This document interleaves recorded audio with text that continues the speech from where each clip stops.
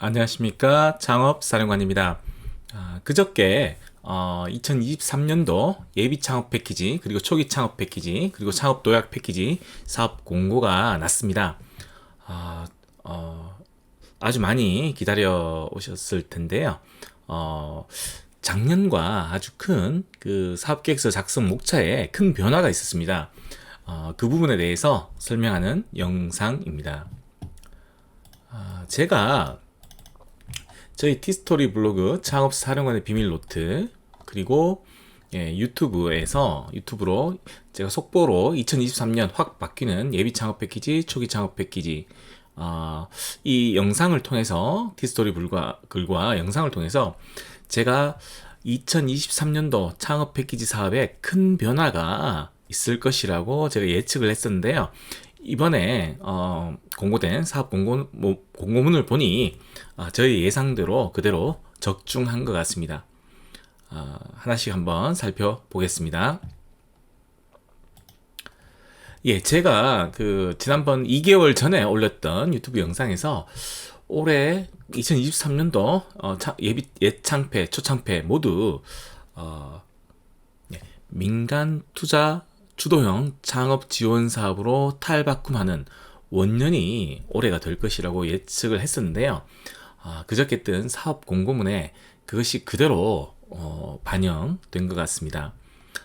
예, 우선 2023년도와 2022년도 예비 창업 패키지 사업의 그 사업계획서 작성 목차입니다. 목차를 보시면 가장 큰 눈에 띄는 변화가 바로 이 투자라는 키워드가 들어간 것입니다. 예, 2023년도 작성 목차, 작성 내용에는 이런 투자라는 단어, 투자 유치, 그리고 얼마를 투자할 것인지, 투자 계획, 이런 부분에 대해서 작성을 하게끔 되어 있는데, 작년 2022년도 예비 창업 패키지 사업계획서 작성 목차에는 투자라는 단어가 전혀 안 보이거든요. 투자 유치라는 단어. 자, 그래서 이 부분이 가장 크게 달라졌음을 알 수 있습니다. 그리고 제 유튜브 방송과 티스토리 블로그 글을 자주 접하셨던 분들은 제가 항상 강조했던 부분이 정량적 지표, 사업 계획서를 평가하는 데 있어서 정량적 지표가 상당히 중요하다. 정량적 지표는 보통 정부 지원 사업에서는 R&D 지원 사업도 마찬가지입니다. 매출, 투자, 고용, 요 매출 안에 이제 수출도 또 포함되기도 하는데요. 이 정량적 목표가 아주 중요하고 이 부분에 사업계획서를 작성하실 때 아주 신경을 쓰시라고 제가 유튜브와 그리고 티스토리 블로그에서 계속 강조를 했던 내용이었는데요. 이번 사업 공고문에는 작년에는 이런 내용이 없었는데 이번에 예비 창업 패키지, 초기 창업 패키지 모두 정말 드러내놓고 시쳇말로 대놓고 중기부와 창업진흥원에서 매출, 투자, 고용 목표치에 대해서 설정을 정량적으로 하라라고 나와 있습니다. 그만큼 올해도 이 매출, 투자, 고용 사업계획서 선정 평가를 할 때 상당히 중요하게 다루어질 것입니다. 전체적인 사업계획서 목차를 보시면요, 작년하고 올해 크게 달라진 부분은 없습니다. 뭐 예를 들어서 중장기 사회적 가치 도입계획, 이 부분은 뭐 좋은 내용으로 써주시면 크게 어떤 평가하는 데 있어서 우열이 가려지는 부분은 아니거든요. 여러분이 만약 평가위원이라면 어떤 부분에서 우열이 쉽게 가려질까요? 바로 이 매출액, 투자 유치 금액, 고용 인원수, 이런 것들은 다 수치지 않습니까? 이런 중장기적 사회 가치 도입 계획은 어떤 정성적으로 우열이 가려지는 것이죠.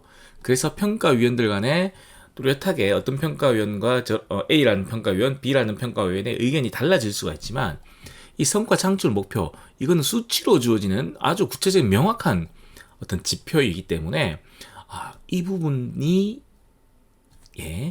당락에 큰 영향을 선정과 탈락에 큰 영향을 줄 것으로 예상합니다.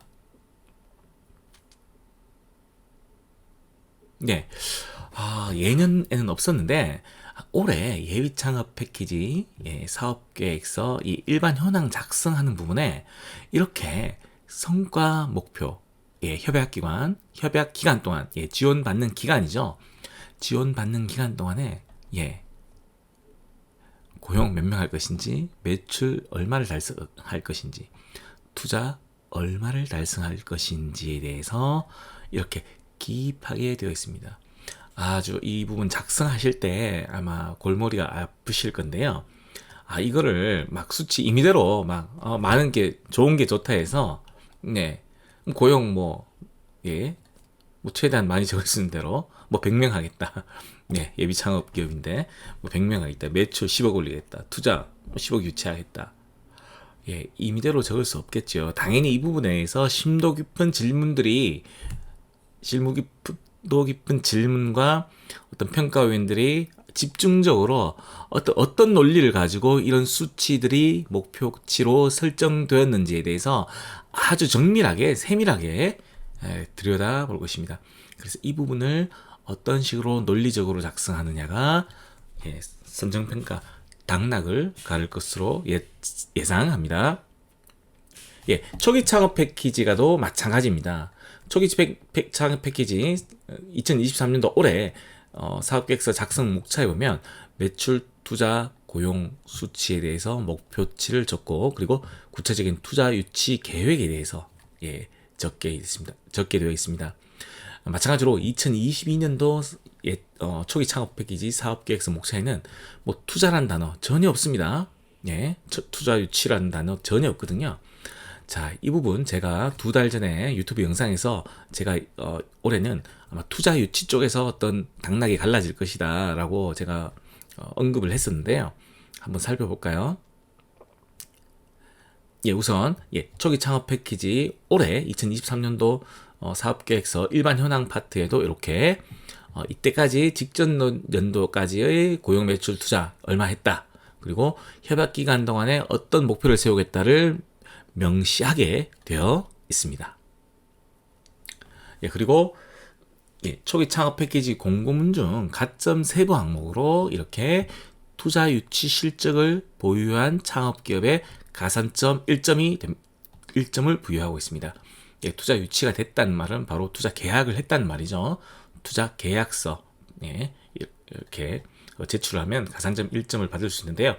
이 1점은 아주 100점 만점에 1점, 아주 1%밖에 되어 보이진 않지만 아마 현장에서 심사위원들이, 평가위원들이 평가를 할 때는 아주 큰 임팩트를 가질 것으로 예상합니다. 그에 대해서 제가 예전 영상에서 설명드렸지만 한 번 더 부연 설명드리겠습니다. 2023년도 제가 2달 전에 왜 그렇게 예상을 했었냐면, 투자가 왜 중요하다. 2023년도 예비 창업 패키지, 초기 창업 패키지, 창업 도약 패키지 사업의 신규 주관기관 모집 공고가 있었습니다. 2022년 12월 19일 날 있었죠. 이 12월 19일 날 예창패를 쉽게 말해서 예비 창업자들한테 돈을 뿌려주는 기관이라 보시면 됩니다. 보통 대학이나 창조 경제 혁신센터가 맡고 있는데요. 그 대학이나 기관들을 선정하는 선정 공고문이었습니다. 이게 선정하기 위한 신청 공고문이었습니다. 그래서 예창패를 주관해서 예비 창업자들한테 지원금을 나눠줄 기관을 27개 내외, 초창패는 20개 내외를 뽑았는데요. 이 공고문상에 제가 특이한 점을 발견을 했었죠. 예비 창업 패키지 주관기관 모집 공고문에서는 주관기관마다 매년 1억 원 이상의 투자 재원을 확보해야 된다.